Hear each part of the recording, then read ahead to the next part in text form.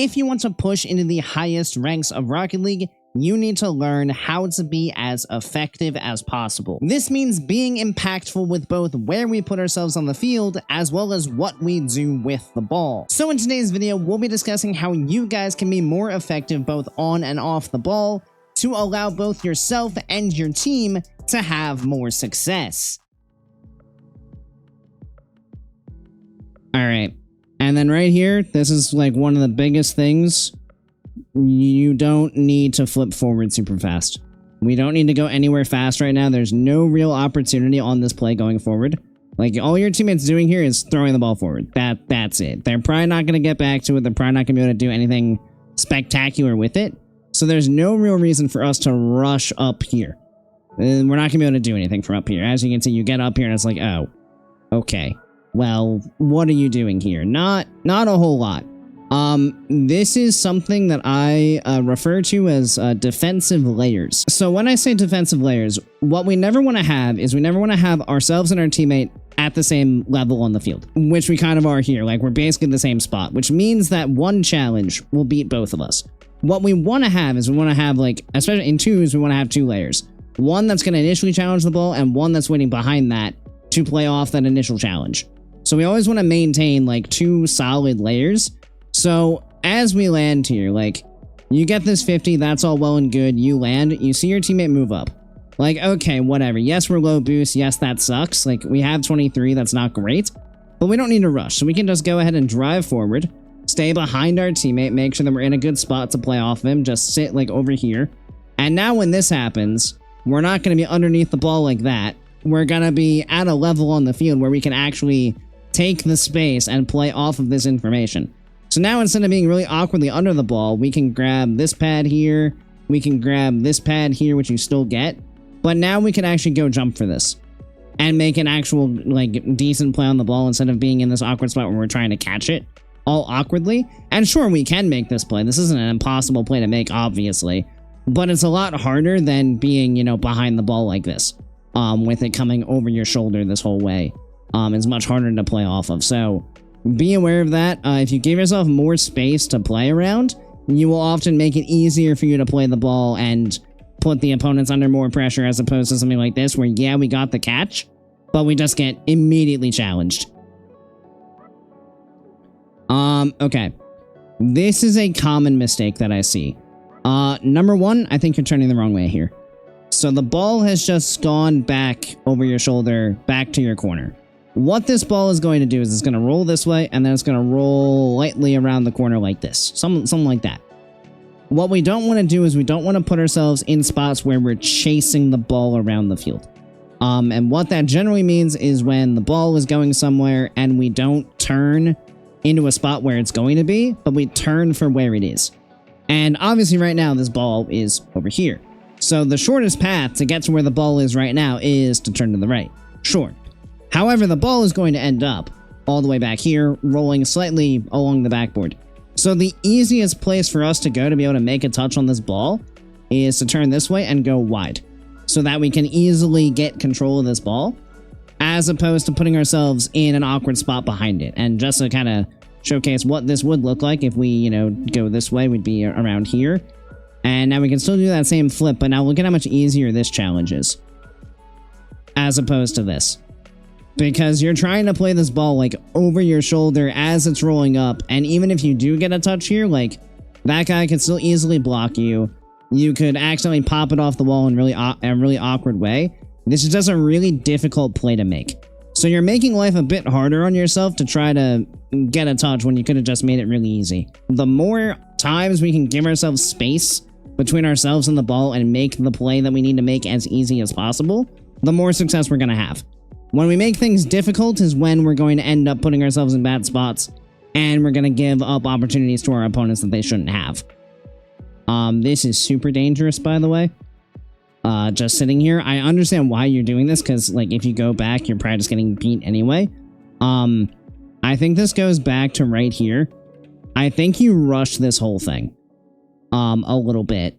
So you get back, you get bumped, you flip this, you touch this ball out to the wall, you pop it up. I don't mind this. Right now, though, you already commit to jumping and you only have 16 boost. There is nothing wrong with just sitting on the wall and doing nothing.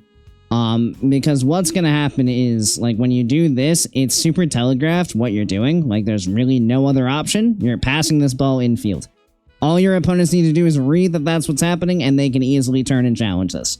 So just be careful of that, because you're putting the ball in a very volatile position where it could pinch a whole lot of places, and there's really no guarantee that it's going to come out well for you. Actually, this is about as dead a ball could be in terms of a pass. Forrest is getting there at the exact same time as your teammate, so it just makes things very, very awkward, and then because of that, because we're on 0 boost, we land here and aren't really able to do anything. So yeah, just be aware that you don't have to make a touch just because you can. Like, sure, you can jump off here and make a touch, but that doesn't mean you have to. Oftentimes, if you just sit and wait, you'll put your team in a better spot, and realistically, in that situation, it's very possible that if you just sit and wait, your teammate might make the realization that you can't go, and they'll just come play the ball for you, which will also make things very, very easy, since they'd be able to see how much boost you have. And then this is just is that no, that boost isn't there. Is it? No. Okay, I was gonna say it's looked different both times. This is just a lack of awareness of whether or not that boost is there. Realistically, because the ball is going this way, we should know that our teammate is going to be playing this side of the field. Once he sees the ball head towards this corner, he's not going to stay like over here. He's going to start going this way. So we don't want to end up over here, because all we're going to do is create traffic that our teammate has to get around, because we aren't really going to be the ones playing this ball. So try to avoid running back into where the play is going, especially if you can assume that your teammate is going to be there, and just rotate out the other way. Because also this corner boost is here, so you could grab that, but also if it wasn't there, you could just take pads going away. And it's also very important to recognize whether or not that boost is there, because you should absolutely be checking that before you just flip your way over there, because yeah, it's not great to get all the way over here and not get boost. I don't necessarily mind this, but I think this is just really, really slow. Be aware that what you choose to go for here should be something that either keeps you in control of the ball the whole time or is fast enough to put the opponents under pressure. We do kind of something in between, where we technically put a shot on like near target, but it's not actually threatening to the opponents, simply because it just takes so long to get to a scoreable spot. So instead of doing that, just recognize space. Like, it's okay to not be able to capitalize on this. Like, sure, we got the demo, that's all well and good, but it's okay if we don't get a goal out of this situation. What this does is it gives us space to play with, and more than likely will put the opponents in an awkward spot when that player respawns, especially if they respawn on this side with this guy coming all the way across. So instead of forcing the ball towards the net in a spot that it's not really going to go easily, try to just take the space. Like, this ball is rolling towards the wall, there's nothing wrong with just going to the wall with it, and now you have a play.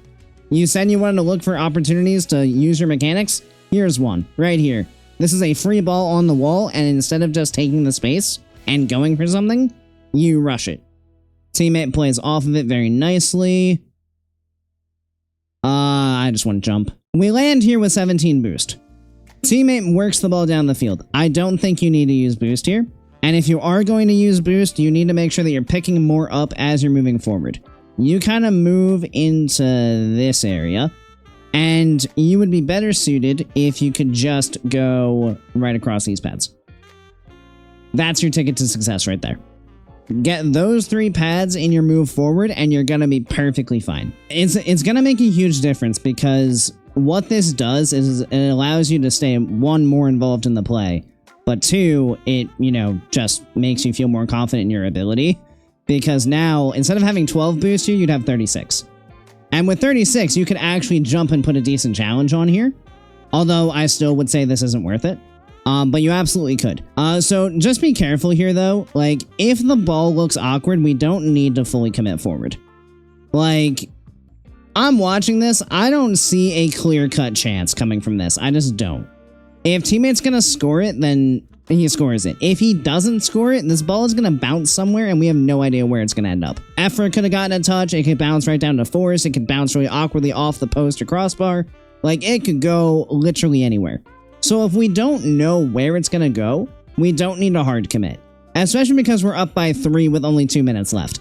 There's no reason for us to put ourselves in a position where we possibly give up opportunities to our opponents when we have a 3-goal lead. It's just not worth it. So I would just recognize this is awkward, I'm not going. Yeah, don't autopilot to mid boost off of every kickoff, because sometimes it's just a bad place to be. It doesn't end poorly here, but yeah, definitely not the spot we necessarily want to be in. Oh no, it is going to end poorly. No, we're fine. Are we? No. Okay, never mind. We were kind of fine. So, you pick up this boost. This guy botches the shot. At this point, like if we see this, we should be totally fine.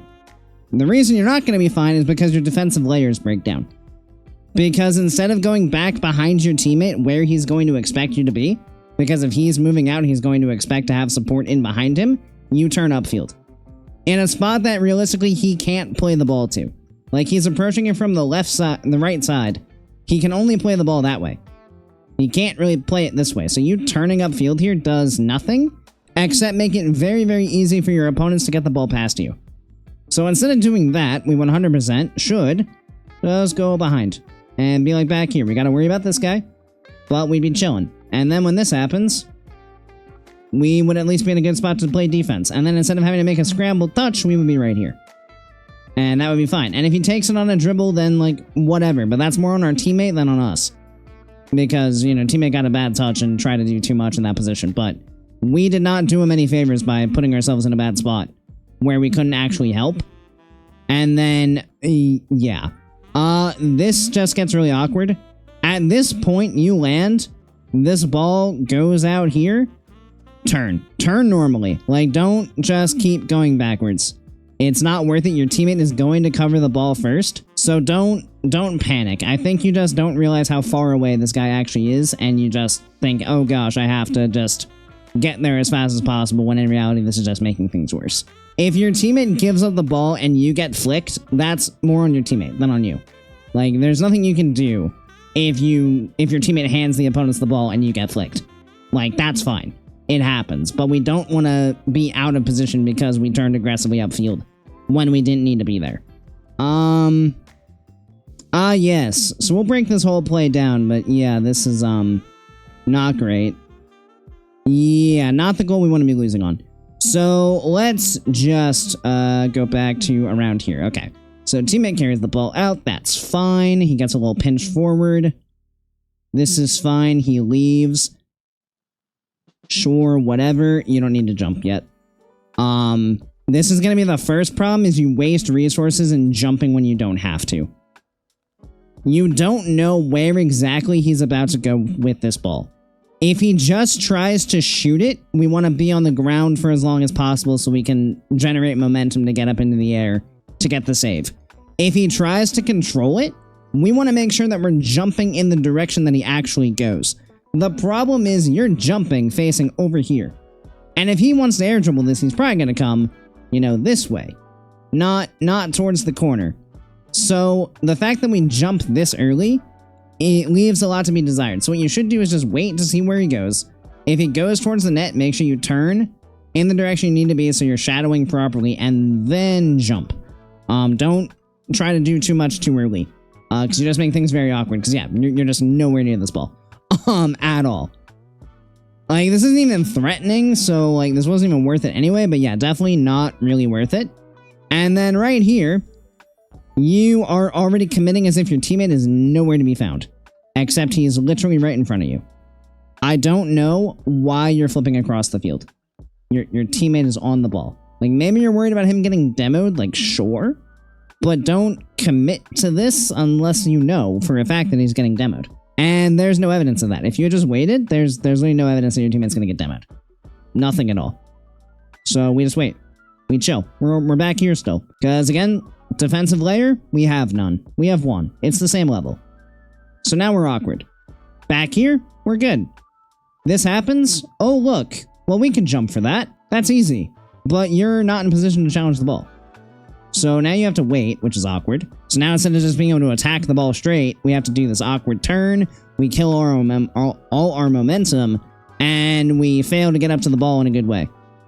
And then because of that, granted, teammate is turning into no man's land for no reason, but that clear is awful. That clear is the reason you lose. Like, sure, teammate, not in a great spot, but the fact that we did not put ourselves in a good spot to play the clear, what is the reason we lose here? Because we literally pass it directly to our opponent, and they take advantage of our teammate being in an awkward spot, and they slam it in the back of the net. This is an extremely important topic if you want to be able to have success in Rocket League. Your ability to be effective is a huge determining factor between whether you can rank up or not. If you find yourself constantly out of the play or in bad spots, you should probably take a deep look into how you're ending up where you are and see if there's a more effective thing that you could be doing to be able to help out your team. And when you're on the ball, you should be very careful about what you decide to do with it to ensure that decision puts you in the best spot possible. Of course, thank you everybody so much for watching. I really do appreciate each and every one of you who made it to this point in the video, and I do hope you enjoyed it and found it helpful.